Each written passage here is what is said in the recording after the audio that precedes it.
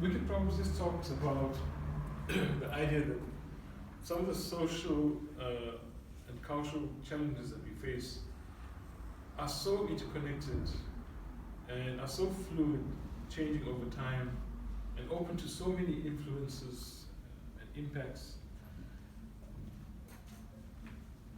are so poorly understood in terms of what data is available. By the time we get the data, like census data, it's already 2 years afterwards. Yeah? So we don't know really what the real nature of the problem is. So they call those wicked problems. It's just an easy term to say this thing is so complex that it's a challenge to solve. And wicked problems can't be solved by one person. If we recognize that wicked problems are about interconnectedness, then interconnectedness is the starting point for solving. And whose responsibility is it to solve problems? It's each one of us.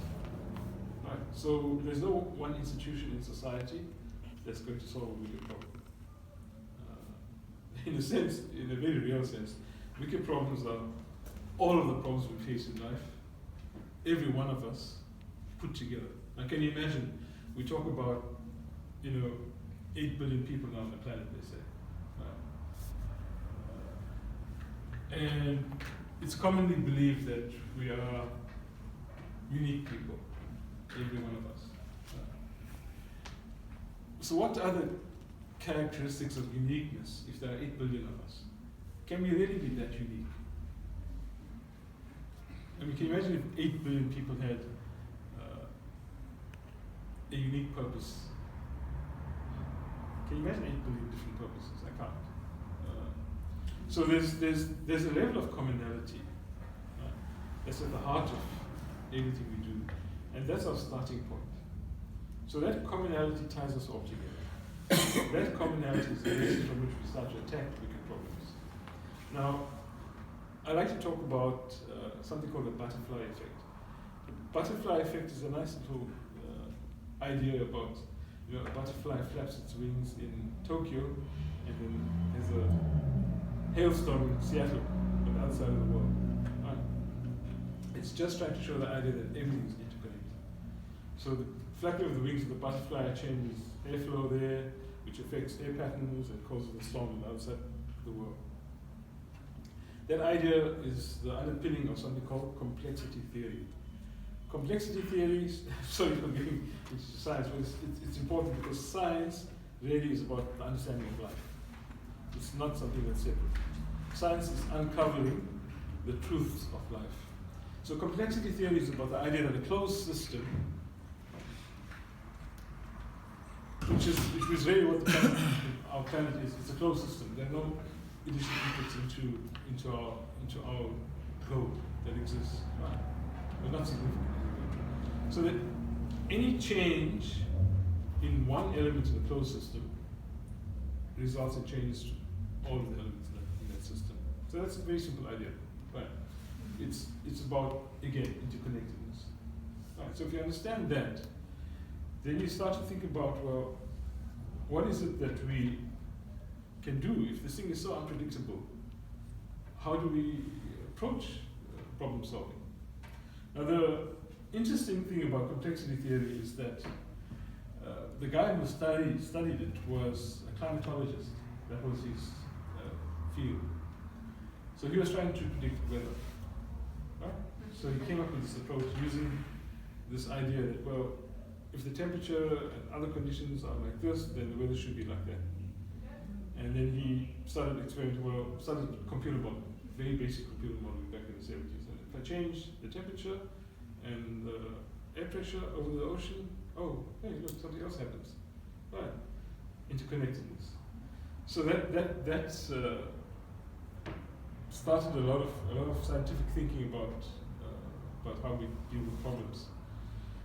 And the interesting thing about that is no matter how he modeled, right, the results tended to cluster in particular ways. Right. So within this whole idea of randomness and complexity and apparent chaos, there were these things, these clusters of results that didn't make sense. They should have been more random. But the results are tending to what they called in the field strange attractors. Okay.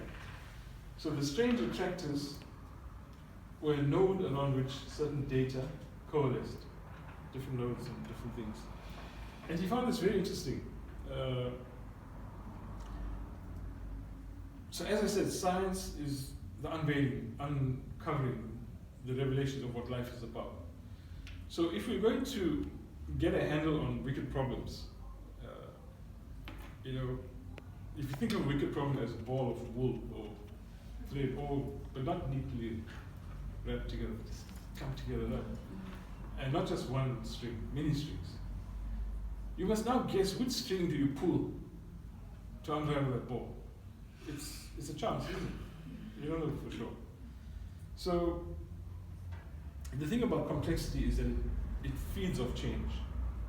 So complexity drives change, change drives further complexity. It's that kind of relationship. How do you approach the management of change then? So we started talking about wicked problems. We started saying, okay, in that context of wicked problems and complexity and chaos, there are strange attractors. Those things drive change, change drives further complexity.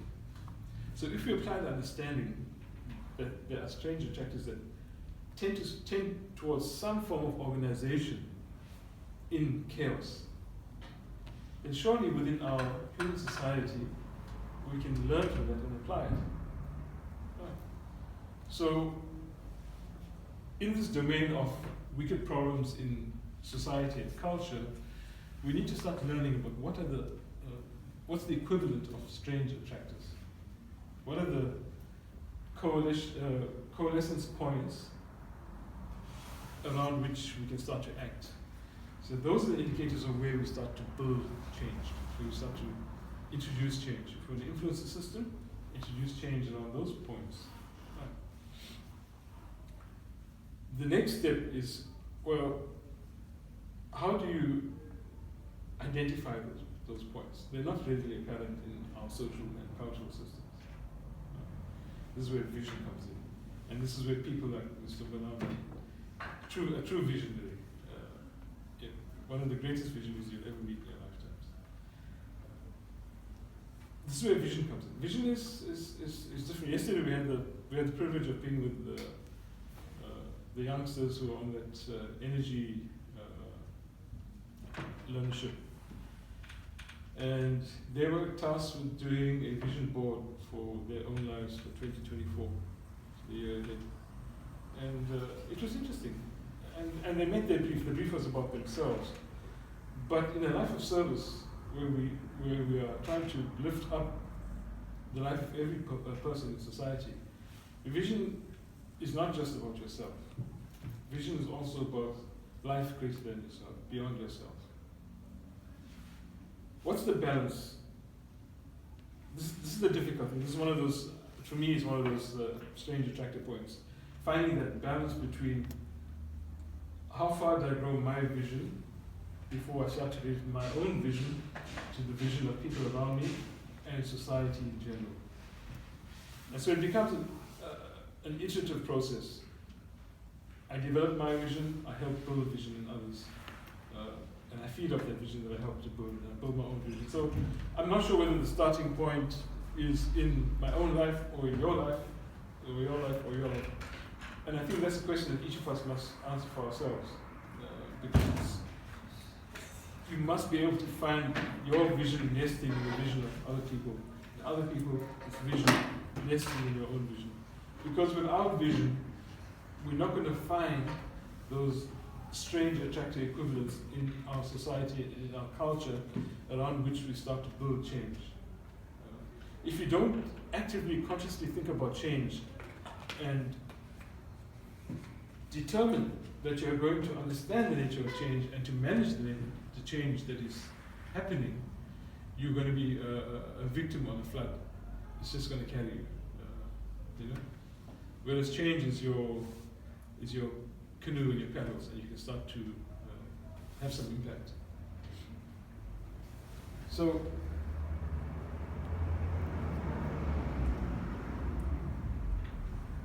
what is the nature of the change? I'm talking at a very high level about fundamental things in our own lives. And it's just to stimulate thought in you. I'm not saying I'm right. I'm not talking to you from fact. I'm talking from what I think, from what I observe, and from what I've learned over my life.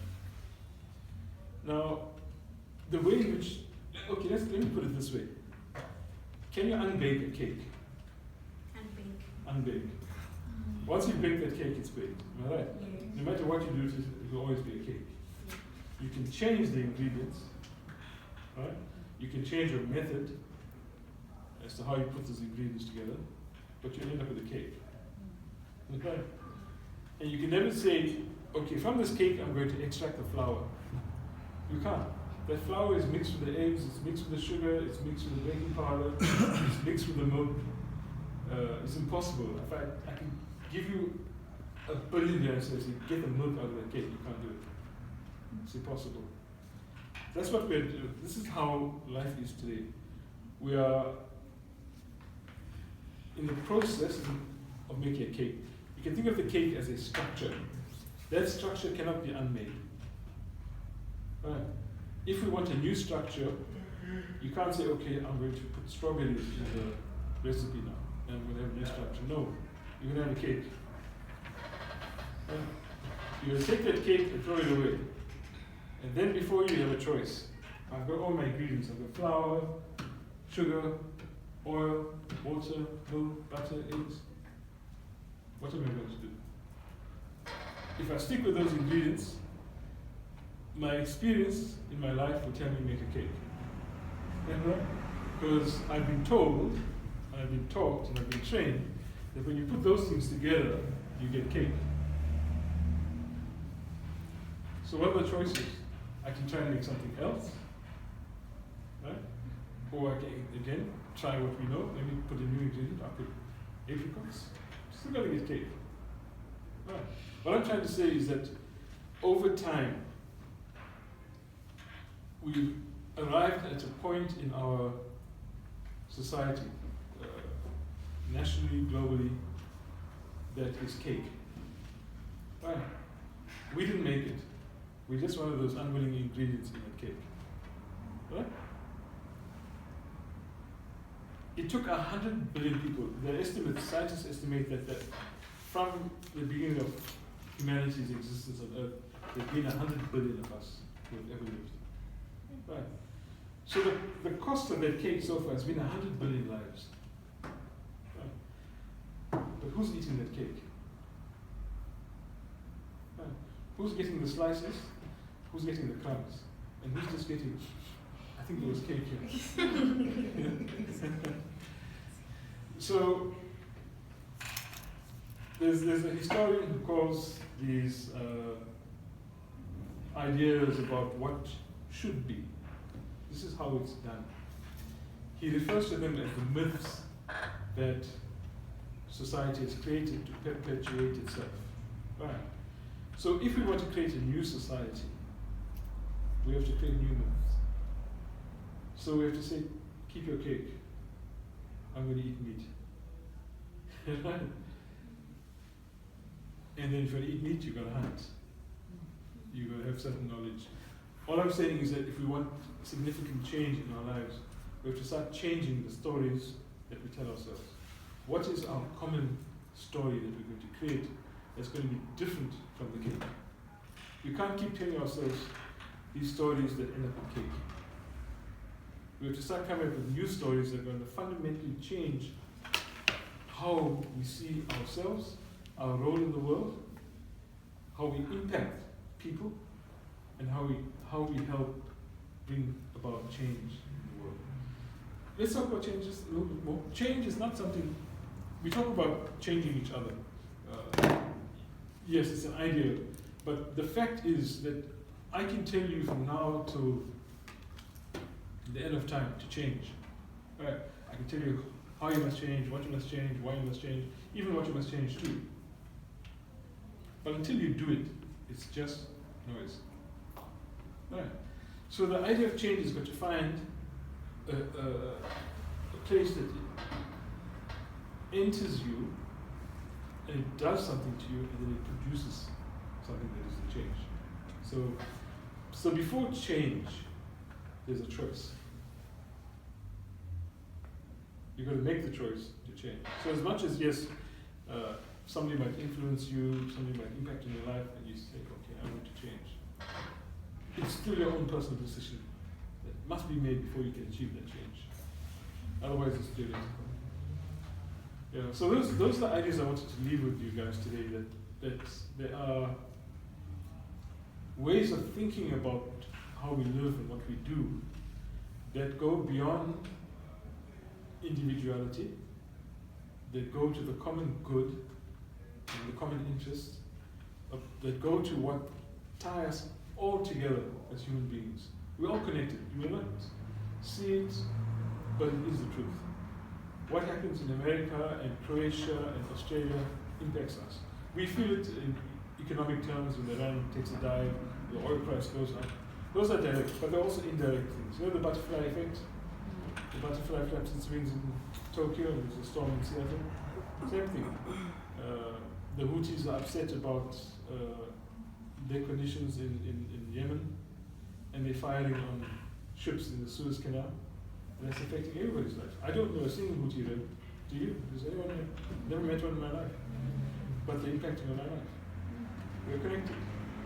We're also connected on the spiritual level. Right. So the place where change comes in is internal, it's spiritual. And from where it comes out is internal, it's spiritual. The spirit world impacts the material world. Everything we ever had was an idea first. Everything. It was an idea. It was non-material. It came from within. Right. Everything. You look around you. Everything you touch, you have materially, was an idea first. It was non-material first. And then it became material. So it's about finding that place, that rooting place within yourself, inside, that produces what comes up. And it's what comes out that's going to affect the world. So that's what I have to challenge you with today, to expand your conscious thinking about yourself, your place in the world, and how you will impact the world. Thank you. I'd like to hear from you guys your thoughts on what I've said. I can't point you to a textbook that says there's read that. That's what I said. It's just life experience and what I've learned from people like Mr. Mbonambi. Can you please